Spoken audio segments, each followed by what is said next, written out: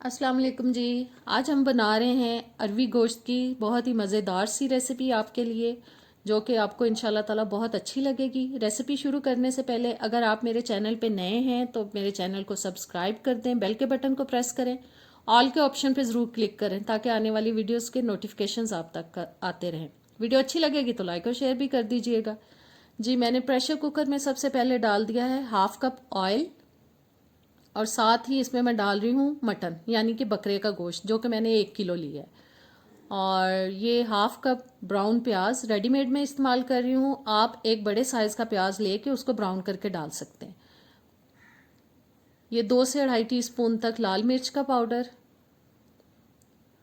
1.5 teaspoon नमक डाल रही हूँ, आप अपने टेस्ट के हिसाब से शामिल कीजिए।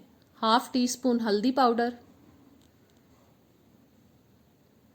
ये 2 दालचीनी के टुकड़े ले लिए हैं मैंने, और 2 इलायची डाल रही हूँ बड़ी वाली, 3 से 4 डाल रही हूँ मैं इसके अंदर लौंग, और 1.5 टेबल स्पून मैंने ले लिया सूखा धनिया पाउडर, वो डाल दिया है। आधा कप दही लेके उसको अच्छी तरह से मैंने फेंट लिया है, वो शामिल किया है अब। और 3 मीडियम साइज़ के टमाटर लेके मैंने उनकी प्यूरी बना ली है, वो डाल दी है।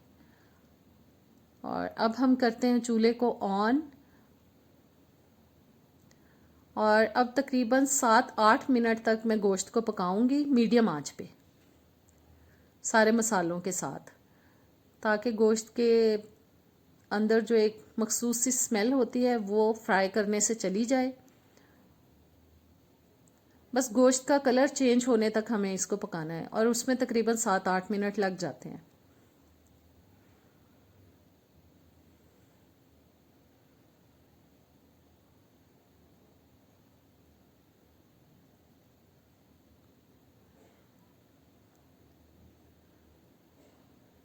बस हिलाते जाएं ताकि लगे ना नीचे।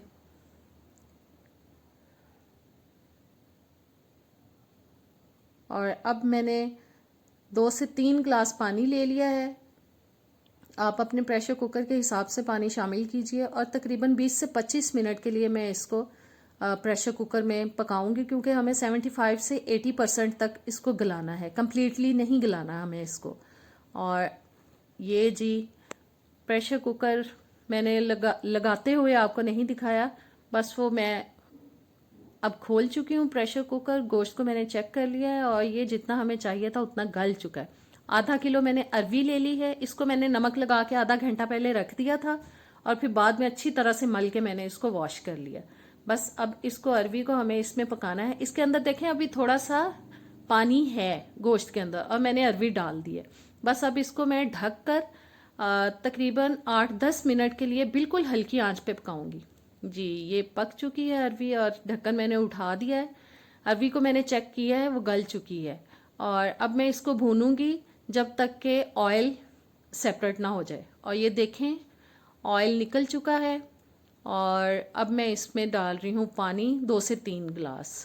आप अपनी पसंद के हिसाब से इसका शोरबा बना सकते हैं। मुझे बस दरमियाना सा चाहिए, मैंने 2 से 3 ग्लास डाल दिया पानी।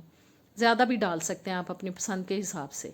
और अब मैं इसको फिर से ढक रही हूँ, और तकरीबन 5-6 मिनट के लिए इसको मैं मीडियम आंच पे पका लूँगी, ताकि जो शोरबा है वो अच्छी तरह से पक जाए। और शोरबा देखें अच्छी तरह से पक चुका है, बस मुझे इतना ही शोरबा चाहिए इसका। और अब इसमें मैं डालूँगी जी गरम मसाला, जो कि मैंने 1/2 टीस्पून ले लिया है, और साथ ही हरा धनिया और कुछ हरी मिर्चें अब हम डाल देंगे इसके अंदर, जो कि मैंने 4-5 ली हैं। बस इसको अच्छी तरह से हिलाते हैं, और इसको अब ढककर मैं हल्की आंच पर बिल्कुल दम पे लगा दूंगी, ताकि हंडिया जो है वो खूबसूरत नज़र आने लगे और थोड़ा सा ऑयल ऊपर नज़र आने लगे। जी, दम आ चुका है, और अब मैं इसको कर रही हूँ डिश आउट। इंशाल्लाह ताला बहुत अच्छी रेसिपी है और आपको ज़रूर पसंद आएगी। ये देखें जी, अब मैं बोल में निकाल रही हूँ इसको, और उम्मीद है आपको अच्छी लगी होगी। अब इजाज़त दें, अल्लाह हाफिज़।